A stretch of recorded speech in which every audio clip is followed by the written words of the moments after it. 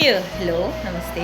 हजुरहरू चाहिँ मिस भेटसँग हुनुहुन्छ अनि हजुरहरूलाई थाहा छ हजुरहरूले क्याट पाल्नु भएको छ अनि क्याटमा चाहिँ के भ्याक्सिनहरू लाग्छ अनि कुन भ्याक्सिनहरू लाग्छ भन्ने कुराहरू पनि हजुरहरूलाई थाहा छ कि छैन। अब थाहा छैन भने चाहिँ म हजुरलाई भन्न गइरहेको छु है।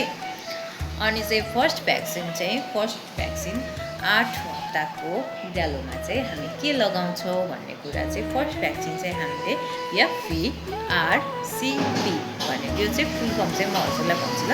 त्यो चाहिँ फेलाइन भाइरल राइनोकाइटिस क्याल्सिभाइरस एन्ड पेनल्युकोपेनिया भन्ने भाइरल हो है। अनि भाइरलको नाम हो है, भाइरसको नाम है। अनि चाहिँ यो चाहिँ हामीले 8 हप्ताको बिरालोमा लगाउँछौँ फर्स्ट भ्याक्सिन।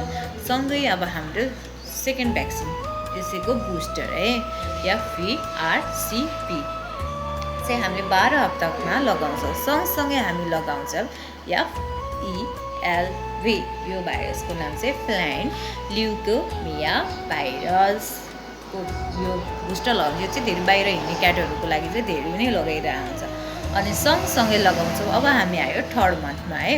थर्ड मन्थमा चाहिँ हामी ऱ्याबिसको भ्याक्सिन लगाउँछौँ। अनि ऱ्याबिसको भ्याक्सिन फेरि हामीले बुस्टर हामीले फेरि 4th मन्थको हुँदा त्यसको 1 महिनापछि लगाएको भ्याक्सिन लगाएको 1 महिनापछि फेरि हामीले ऱ्याबिसको भ्याक्सिन बुस्टर लगाउँछ।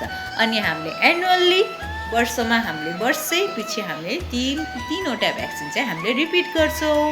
अनि त्यसपछि हाम्रो क्याट हेल्दी हुन्छ। यति नै हो। By by.